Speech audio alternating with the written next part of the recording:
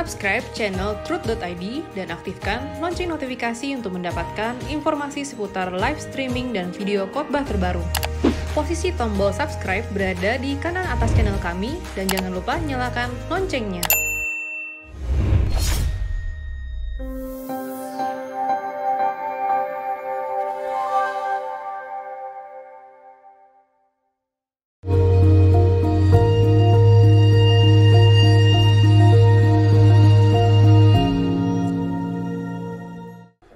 Shalom saudara, kita masuk episode 115.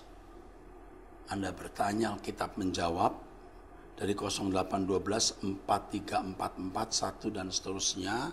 Ibu MM 38 tahun ya, dari Bitung, Sulawesi Utara. Salam Pak Eras, saya mengucapkan banyak terima kasih kepada Tuhan Yesus yang sudah memakai Pak Eras untuk menyampaikan kebenaran yang murni. Dari tahun 2014 atau 2014 saya mendengarkan pengajaran Pak Eras. Sehingga dengan berjalannya waktu pola pikir saya diubah dan banyak mengalami perubahan dalam karakter saya. Dari semua pengajaran Pak Eras saya setuju dan itu benar mengubah hidup saya. Hanya ada yang saya mau tanyakan terkait ada yang bertanya soal menjual rokok. Sudah kali saya mendengar pertanyaan yang sama dan itu menjadi diskusi dalam keluarga kami. Kalau menurut saya menjual rokok memang menjual jasa. Tapi dengan kita menjual rokok, kita seperti menjual racun untuk orang lain. Dan untuk yang perokok menjadi alasan untuk mereka bahwa merokok belum tentu masuk neraka. Pertanyaan ini bukan maksud saya untuk menghakimi sesama mengenai rokok. Tapi karena pertanyaan ini menjadi alasan buat suami saya yang menjual ayam sabung. Dengan alasan dia hanya menjual bukan berjudi ayam. Ini seperti orang yang menjual minuman keras. Dia tidak mengkonsumsi tapi supaya dapat untung yang cepat dia menjualnya.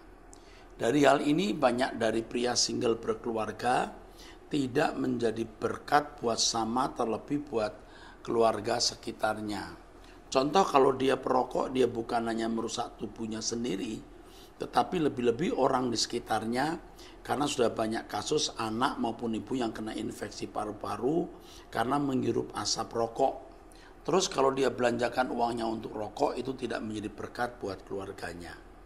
Coba berapa banyak uang untuk rokok dihabiskan. Yang tidak mengenyangkan dan memberi penyakit malahan. Kalau dia pakai untuk beli beras keperluan anak sekolah, itu kan akan baik dan jadi berkat. Karena saya sudah mengalaminya dan puji Tuhan dengan berjalannya waktu, saya mampu melewati setiap persoalan hidup berkat kebenaran firman Tuhan yang Bapak bagikan. Tapi saya kasihan dengan orang-orang di sekeliling saya, terlebih khusus kakak saya yang suaminya punya karakter yang rusak dan sulit untuk berubah. Kakak saya sudah punya 2 orang anak perempuan dan sudah menikah, juga mempunyai 4 orang cucu. Suaminya perokok, peminum, judi ayam dan lain sebagainya Pak. Pokoknya komplit, kayak bubur Manado. Sampai sudah setua itu masih belum bisa jadi berkat buat keluarganya. Kakak dan ponakan-ponakan saya sampai kepahitan sama suami papa mereka, dan untuk hal itu saya sudah lakukan bagian saya untuk membagikan kebenaran dan jadi berkat buat kakak saya. Yang menjadi kesedihan buat saya, suami saya dia sudah mengerti kebenaran karena kami sama-sama bertumbuh dalam pengajaran Pak Eras. Tapi dia tidak jadi berkat buat ipar saya. Ipar saya suka judi ayam dan suami saya memfasilitasi dengan menjual, memberi ayam untuk tarung.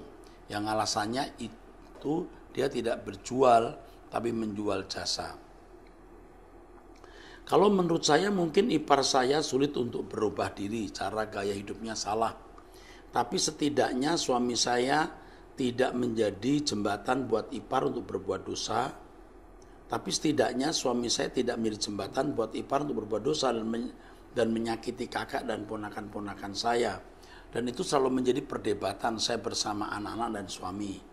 Tapi saya mengucap syukur kepada Tuhan dan berterima kasih pada Pak Eras, anak-anak saya yang saya ajarkan kebenaran yang saya pahami dari pengajaran Pak Eras. Mereka bertumbuh menjadi pribadi yang takut akan Tuhan.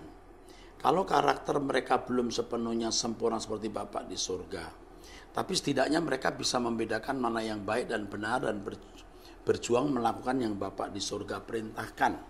Sehingga kami serumah jika ada diskusi atau perdebatan bersama suami. Suami ada kalanya banyak dia mengaku salah dan tersenyum. Masih banyak lagi Pak yang saya mau ceritakan, tapi ini sudah sangat panjang, maaf Pak. Dan saya mohon pencerahannya Pak atas pertanyaan saya.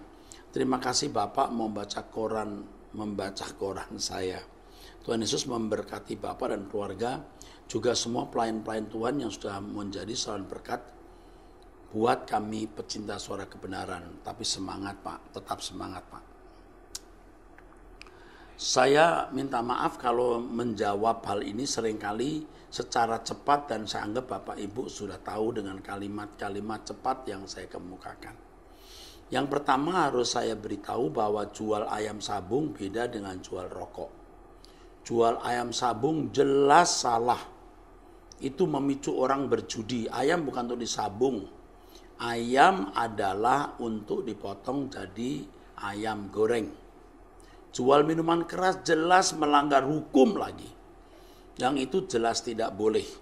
Menjual rokok bukan melanggar hukum. Tetapi saya sempat kemukakan kalau kita di tengah-tengah masyarakat yang semua Kristen, sesama anak Tuhan, kita tidak perlu jual jasa karena kita akan meracuni saudara seiman. Tetapi kalau Anda punya supermarket misalnya, Anda tidak bisa tidak jual rokok. Itu masalahnya. Ya. Kalau bisa ya enggak apa-apa, bagus. Anda menjual jasa. Seperti kalau kita di tengah-tengah masyarakat sesama orang percaya, ya kita harus memberikan motivasi orang-orang percaya untuk tidak merokok dan kita jangan menjual rokok. Tetapi kalau kita ada di lingkungan umum, kita bagian dari anggota masyarakat yang menyediakan jasa itu. Dan itu harus dipertimbangkan. Ya, kalau menurut saya dipertimbangkan dan tidak bisa dijudge salah. Tapi kalau saudara mau mengatakan tidak jual rokok bisa saja. Namun hal itu tidak wajar di masyarakat di mana kalau Anda punya supermarket, punya toko besar di mana Anda harus menjual jasa termasuk di situ rokok. Ya. Tapi kalau di kelompok atau di komunitas Kristen, ya sebaiknya atau bisa seharusnya Anda tidak perlu menjual rokok. Berapa sih untungnya rokok? Tapi akan berakibat sangat buruk untuk orang lain. Tapi kalau ayam sabung jelas tidak boleh. Ayam itu untuk dipotong, dimakan. Minuman keras, alkohol jelas melanggar hukum dan tidak boleh. Ya, saya kira cukup ya saudara. Saudara harus minta petunjuk dan pimpinan Tuhan. Ya, kalau saudara memiliki supermarket, nah itu masalahnya. Anda menjual jasa apa saja, Anda bisa jual di situ selama tidak melanggar hukum. Ya. Bahkan di supermarket ada jual minuman keras, alkohol dengan kadar alkohol tertentu. Yang itu memang bisa memabukkan, tapi juga bisa menghangatkan tubuh. Ya saudara. Dan minum anggur dengan kadar khusus pun bukan sesuatu yang salah. Oke, terima kasih. Saya salut kepada ibu yang mengirimkan tulisan ini. Ibu ini cerdas, cinta Tuhan, dan telah diperbaharui. Puji Tuhan. Ya, nanti staf saya akan menunjukkan kepada ibu ini bahwa pertanyaannya dijawab di episode 115. 0853 3311 0 dan seterusnya. Besar cinta saya kepada suara kebenaran sehingga setiap hari selalu saya dengarkan khotbah Pak Eras, dan sekali waktu saya mendengar ada STT dibuka di Kupang, kelas alor di bawah asuhan Pak Eras. Dengan antusias saya mendaftar hingga masuk semester 5. Saat itu gencar-gencar Bapak dikatakan sesat dan lain-lain. Dan saya hanya seorang diri di sini yang senang dengan suara kebenaran, SK. Setiap hari hati saya bergejolak dan ingin saya pindah ke Kupang karena di sana ada pendeta Johnny Kilapong dan lain-lain yang bisa mendukung saya. Hari terus berganti dan saya pun terus dikuatkan dengan khotbah-khotbah yang bervariasi dan seperti menjawab setiap tanya di hati saya dengan sendirinya. Air mata saya selalu berlinang. Ketika rindu itu tidak bisa saya bendung, selalu saya berdoa dan bertanya kepada Tuhan, bagaimana ini Tuhan? Sekali waktu seperti ada suara di hati saya yang berkata, bertumbuh di tempat subur itu biasa, tetapi bertumbuh di tempat gersang itu baru luar biasa. Wah, hebat ini. Saya ikuti apa maksud kalimat ini. Karena memang waktu itu saya benar-benar sendiri di komunitas persekutuan doa pun nama Bapak Eras dibawa-bawa dan saya sangat terganggu. Tapi mau dikata apa? Tidak ada tempat yang berbagi. Selalu men-share semua khotbah Bapak di Facebook saya dan sejak itu teman-teman saya banyak memblok saya dan tidak lagi di like status saya. Saya tetap dengan pendirian saya dan pada akhirnya sekarang komunitas kami yang sudah beranggotakan di atas 100 orang, kami memakai lagu-lagu GSKI dan semua ajaran Pak Eras. Selalu kami bagikan di sana. Puji Tuhan, kebenaran selalu membela dirinya sendiri dan semakin suara kebenaran mendunia. Dari kejauhan kami menyatakan terima kasih yang tulus dan cinta kami kepada SK Suara Kebenaran, Spirit Kudus dari Bapak Eras. Akhirnya masuk jiwa kami menjadi tangguh tanpa kata menyerah dengan setiap tantangan. Tanpa menaruh curiga kepada siapapun karena Tuhan berbicara dalam setiap peristiwa kehidupan bagi kami. God bless you Pak, sehat selalu bersama keluarga. Kami sayang sekali sama Bapak. Sampai jumpa di LB3. Wah, hebat ini ya. 0853331110 ini ya. Yang hebat itu kalimat yang dia dengar. Bertumbuh di tempat subur itu biasa. Tetapi bertumbuh di tempat gersang itu baru luar biasa. Ini pasti marifat dari Tuhan. Saya aminkan, saya klaim kalimat ini marifat dari Tuhan. Roh saya pun mengatakan ini marifat dari Tuhan. Selamat ya. Selamat ya Nona. Tuhan memberkati. Atau wanita, ibu, nyonya. Ini wanita. Saya kira masih muda ini ya. 0812 833 dan seterusnya. Pria NN 48 tahun. Salam Pak Eras, saya mau menanyakan terkait Matius 24 ayat 30. Pada waktu itu akan tampak tanda anak manusia di langit dan semua bangsa di bumi akan meratap dan mereka akan melihat anak manusia itu datang di awan-awan di langit dengan segala kekuasaan dan kemuliaannya. Yang saya tanyakan adalah di langit mana Tuhan Yesus datang? Bumi ini bulat, seandainya datangnya di langit Israel, apa kita yang di Indonesia bisa melihatnya? Mohon penjelasannya Pak. Yang pertama ini di langit, di bumi dulu ya. Karena di Kisah Rasul pasal 1 ayat 10 dan 11 mengatakan dengan cara yang sama dia naik, dengan cara yang sama dia turun, artinya di langit bumi kita ini. Kalau ditanya di langit mana Pak? Tidak jelas. Kemungkinan di sekitar Israel karena di sana ada Bukit Zaitun yang katanya kakinya akan berjenjak di sana. Tapi artinya kemungkinan ada di tempat sekitar itu. Nah, bagaimana dengan bumi yang bulat? Karena tidak semua orang melihat jelas. Tetapi sekarang sudah ada televisi, sekarang sudah ada internet.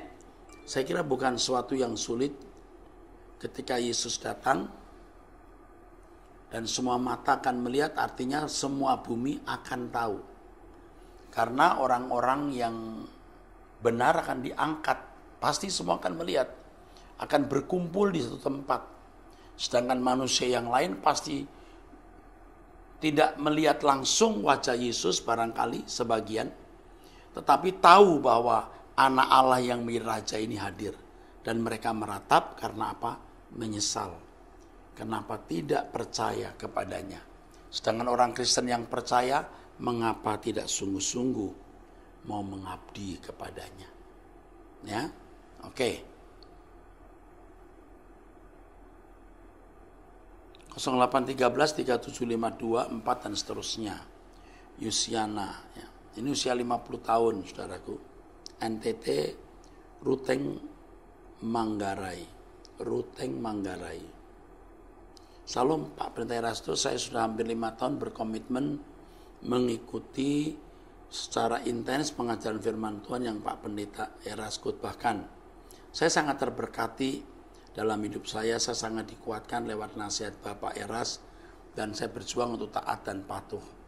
Saya menikah secara Katolik tapi iman saya gersang mengikuti misa tanpa pertumbuhan iman. Pergumulan berat dalam rumah tangga kami sekarang tidak lagi saya berhalakan karena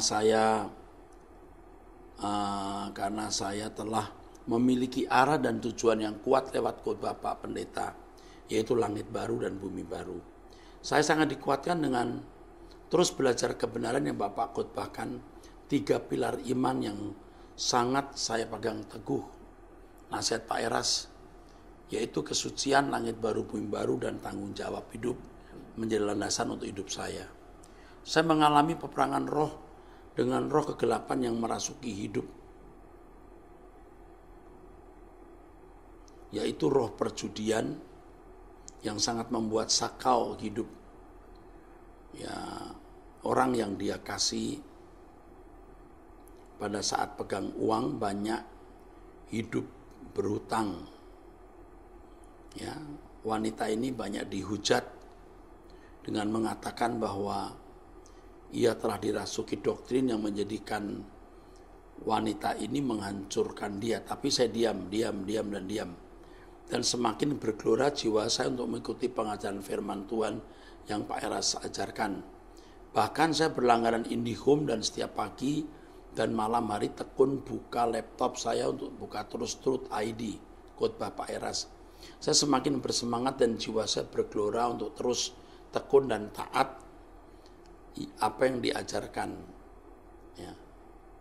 Saya rasa takut, cemas, dan gelisah semua sirna dengan kekuatan Roh Kudus lewat kebenaran yang Pak Eras ajarkan. Terima kasih Pak Eras.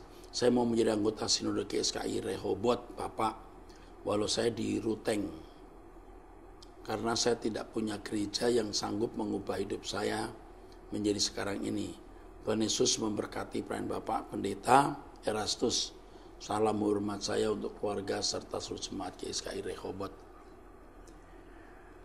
Kepada ibu ini saya sambut dengan tangan terbuka menjadi anggota gereja saya. Ya. Tapi ingat, kalau masih bisa usahakan tetap menjadi anggota gereja di tempat di mana ibu ada, ya. Tapi kalau ibu merindu menjadi bagian hidup kami, dengan tangan terbuka saya menyambutnya, Bu. Dan ibu akan menjadi bagian hidup saya juga, bukan bagian sinode saja. Dan ibu yang sudah berjuang begitu hebat mempertahankan iman yang murni, saya harap suatu hari kita bertemu. Ya, saya harap kita bertemu di surga. Pasti Tuhan akan menunjukkan ibu dari Ruteng Manggarai, ya. Ruteng Manggarai, ibu akan ditunjukkan Tuhan. Bertemu dengan saya nanti. Kalau kita tidak bertemu di Indonesia. 08 18 03 28 4 dan seterusnya. Salam Pak Eras, saya mau bertanya apakah seorang wanita boleh atau tidak mengajar? Boleh. Boleh mengajar, boleh berkhotbah. Kalau Alkitab berkata bahwa wanita tidak boleh mengajar, ya, itu mengajar dengan sistem pendidikan yang ada pada waktu itu, pada zaman itu, di mana masyarakat sangat patrilineal, di mana garis keturunan suami atau laki-laki atau bapak itu diutamakan. Maka wanita tidak bisa jadi pemimpin dalam satu tempat pendidikan, ya. Kalau di kelompok orang-orang Yahudi kan ada seperti pesantren gitu kalau di sini, ya. Ya, Dan tidak boleh ada perempuan jadi pemimpin kalau untuk kelompok-kelompok itu. Jadi bangsa Yahudi itu, saudaraku, ratusan tahun sebelum ada agama Kristen ya. Agama Yahudi sudah ada itu 1500 tahun sebelum ada agama Kristen. Setelah agama Kristen baru ada agama Islam 600 tahun kira-kira kemudian. Nah, orang-orang Yahudi sudah punya semacam pesantren-pesantren begitu. Sekolah-sekolah Yahudi yang mengajarkan Taurat. Dan perempuan tidak boleh mengajar di situ. Nah, tradisi ini juga dibawa dalam kelompok orang Kristen. Supaya tidak menjadi batu sandungan bagi orang-orang non-Kristen. Ya. Tapi zaman kita sekarang sudah berubah. Boleh. Dengan sistem pendidikan yang beda. Oke. 0857 38 22 4 dan seterusnya. Salam Pak Eras, saya ibu rumah tangga, saya mohon petunjuk Bapak sesuai dengan kebenaran firman Tuhan. Saya sedang menghadapi masalah yaitu tentang pacar anak saya. Anak saya perempuan 24 tahun, sarjana. Sedangkan pacarnya sama sekali tidak pernah mengenyam pendidikan formal. Jadi tidak punya ijazah apapun. Dia bekerja di bidang IT dengan belajar otodidak. Apakah saya salah jika saya menentang hubungan mereka dan justru anak saya berkata tidak akan menikah nantinya jika tidak restui? Wah, saya tidak bisa menjawab ini. Karena kalau hanya soal pendidikan itu bukan alasan satu-satunya kita tidak setuju anak kita menikah dengan orang seperti itu. Karena anak yang menikah dengan orang yang berpendidikan, bahkan orang kaya pun kadang-kadang juga malah menderita. Dan kita malah, maksud saya orang tua malah tidak bisa mengendalikan atau mengatur. Kalau punya menantu kaya, punya relasi pejabat, punya relasi preman lagi, anak kita teraniaya juga, anak kita tidak bisa buat apa-apa. Apakah hanya karena pendidikan, memang dia bekerja di bidang IT dengan belajar otodidak? Apakah ijazah itu segalanya?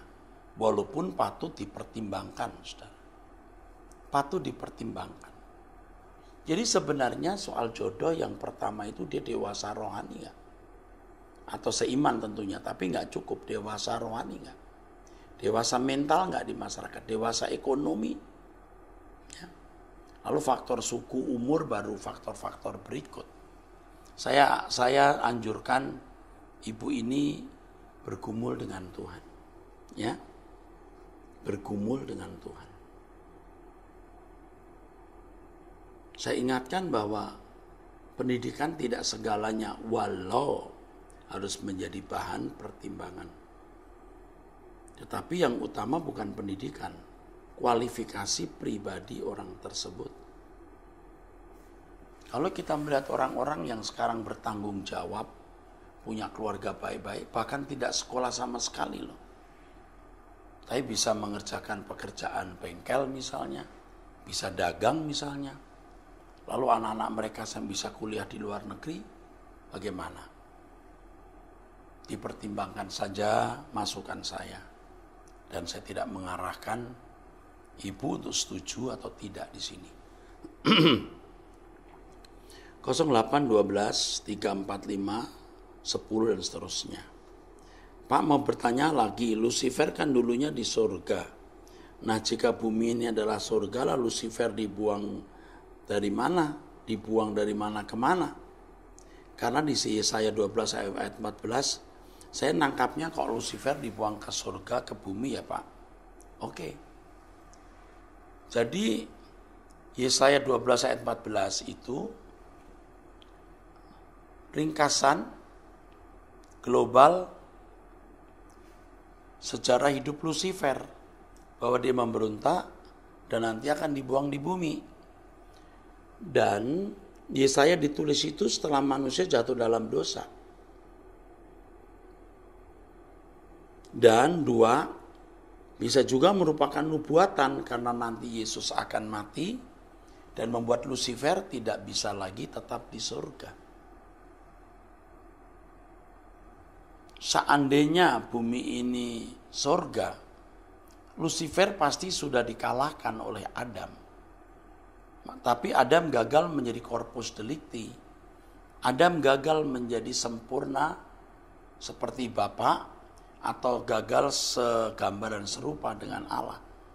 Sehingga iblis tidak bisa dihukum. Kalau ditanyakan di mana iblis akan dihukum, tentu nggak masalah di mana saja. Seandainya Adam dan Hawa mencapai kemuliaan Allah, pasti iblis tidak akan di bumi ini. Dia akan dibuang ke tempat lain dan bumi menjadi surga. Tetapi itu berandai-andai. Karena kenyataannya Adam gagal. Oke. Plus 447, 77, 147 dan seterusnya dari Nottingham, UK, United Kingdom. Salam Pak Erastus, terima kasih sudah menjawab pertanyaan saya di acara Anda Bertanya Alkitab Menjawab episode 20 dan 59. Saat ini saya tidak mengajukan pertanyaan, tetapi kalau boleh mengajukan usul ya Pak.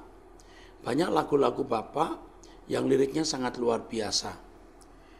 Bisakah suatu saat Bapak menulis buku yang bercerita tentang kejadian atau latar belakang lagu-lagu itu? Misalnya lagu lawas seperti Pulihkan Aku Tuhan. Oh, luar biasa. Memang ini pertobatan saya tahun 1992-93 ya. Di jalan itu ku sesat. Ini pertobatan saya pada waktu saya dari pendeta yang kurang benar menjadi pendeta yang lebih benar. Atau lagu Tuhan Kau Pembelaku yang ditulis pada saat Pak Eras mengalami banyak masalah. Bisa saja ya, saudara ini teliti mengingat apa yang saya katakan. Rasa-rasanya jika ditulis buku itu pasti banyak menjadi berkat karena kami akan lebih dapat menghayati setiap lirik lagu Bapak. Sama satu lagi Pak, saya suka lagu lawas Bapak yang berjudul Ku Ingin Senangkan Hatimu. Lagu itu belum pernah saya temukan di CD lagu Pak. Kalau boleh Pak Eras nyanyikan lagi dan masukkan ke salah satu album Pak. Karena jika dinyanyikan saat ini pasti bisa lebih menjadi berkat karena pemahaman Bapak sudah jauh lebih dalam sekarang. Aduh, tahu aja. Terima kasih banyak Pak Erastus. Saya banyak belajar dari Bapak yang tetap teduh dalam setiap hal. Semoga kapan-kapan kita bisa bertemu ya Pak. Tuhan memberkati Bapak dan keluarga. Terima kasih dari Randy, Nottingham, United Kingdom. Senang sekali kalau suatu hari kita bertemu ya. Yang menulis ini rasanya punya hubungan emosi dan batin dengan saya. 0859312221 dan seterusnya. Salam Pak Erastus, terima kasih telah menyampaikan kebenaran firman Tuhan yang murni, yang sangat mengubah hidup saya. Saya mendengar khotbah Bapak pertama kali melalui radio Bahtera Yuda di Surabaya tahun 2009-an. Saat itu saya merasa khotbah seperti itu belum pernah saya dengar dari pendeta manapun, sangat memberkati saya. Saya sangat mengagumi cara Bapak menyampaikan firman, begitu kuat mengubah hidup yang mendengar. Dari semua pendeta yang pernah saya dengar, saya tidak pernah menemukan yang seperti Bapak. Menurut saya pribadi ya Pak, hanya Bapak dan Bapak Pendeta Bigman Sirait dalam kurung sudah dipanggil Tuhan. Sejauh ini yang khotbahnya sangat mengubah hidup saya, karena Bapak dan Pak Bigman menyampaikan firman dan hidupnya menjadi teladan sehingga firman yang disampaikan menjadi hidup tidak kosong. Tapi Pak Eras, saya kadang-kadang berpikir siapa yang nanti akan bisa meneruskan Bapak. Sampai sekarang saya belum melihat ada pendeta-pendeta di GSKI yang Bapak pimpin yang seperti Bapak. Maaf ya Pak, siapa yang kira-kira nanti bisa melanjutkan suara kebenaran semurni dan selantang Bapak. Padahal khotbah seperti Bapak sangat mengubah banyak orang termasuk saya. Saya berharap suara kebenaran akan terus berkelanjutan dan menjadi berkat. Terima kasih Pak Eras. Tuhan memberkati dan memberkati Bapak dan Pak Bapak. Terus sehat dan menjadi berkat. Amin. saya perhatikan ini, saya sedang berjuang terus untuk mempersiapkan penerus saya. Ya, terima kasih untuk masukannya. Dari hati yang tulus. From the bottom of my heart, I want to say thank you. 08 96 37 008 dan seterusnya. Salam Pak, saya mau tanya, kenapa setiap saya ucapkan izinkan saya ikut Engkau Tuhan, saya menangis? Kenapa ya? Karena saya rindu bersamanya. Oh, berarti Anda yang memberikan pertanyaan ini, Anda sudah banyak dijamah, disentuh oleh Tuhan. Puji Tuhan, bersyukur Anda punya hati yang mengasihi Tuhan. Itu yang membuat Anda menangis waktu mengatakan, saya mengikut Engkau. Jujur ya, saya juga kadang-kadang mengalami hal itu. Puji Tuhan, demikian saudaraku sekalian, di episode 115, sampai jumpa di episode 116. Anda bertanya, kita menjawab. Tuhan memberkati.